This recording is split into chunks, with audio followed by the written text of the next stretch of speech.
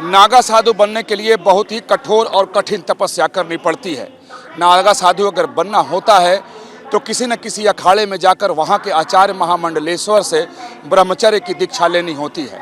ब्रह्मचर्य की दीक्षा के बाद तप करना पड़ता है और जब अखाड़ा और गुरु संतुष्ट हो जाता है तब वो यज्ञोपवीत का त्याग कराता है। यज्ञोपवीत को अग्नि को समर्पित कर दिया जाता है और पिंडदान कराया जाता है।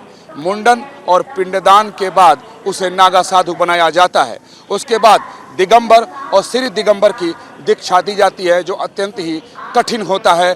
जो श्री दिगंबर होता है वो वस्त्र पूर्ण रूप से त्याग देता है और नागा एक लंगोट धारण कर सकता है। यानी नागा साधु बनना आसान नहीं है, बाहर से सहज दिखाई देता है, लेकिन लंबे और वर्षों की तपस्या के बाद ही कोई नागा सन्यासी या साधु बन सकता है।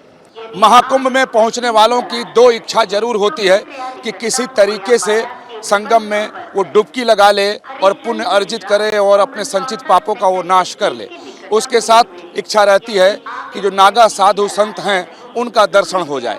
यही वजह है कि प्रयागराज महाकुंभ में डुबकी लगाने के लिए पहुंचे श्रद्धालु जिधर से नागा साधु और संत गुजर जाते हैं उस धरती को प्रणाम करते हैं, वहां के रज को उठाकर अपने माथे पर लगाते हैं। ऐसी मान्यता है और शास्त्रों में भी बताया गया है कि जिस रास्ते साधु संत गुजर जाएं, जहां पर उनके चरण पड़ जाएं, वो धरती पवित्र हो जाती है, वहां का रज पवित्र हो जाता है और उसे माथे पर लगाने से सारे क्लेश मिट जाते हैं। और यही वजह है कि महाकुंभ में पहुंचे लोग साधु सन्यासियों का दर्शन तो करते ही हैं डुबकी लगाने के बाद, और इस बात का भी इंतजार करते हैं कि जिस रास्ते वो गुजरें तो वहाँ की रज उन्हें मिल जाए ताकि अपने माथे लगा सकें और अपने घर भी ले जा सकें।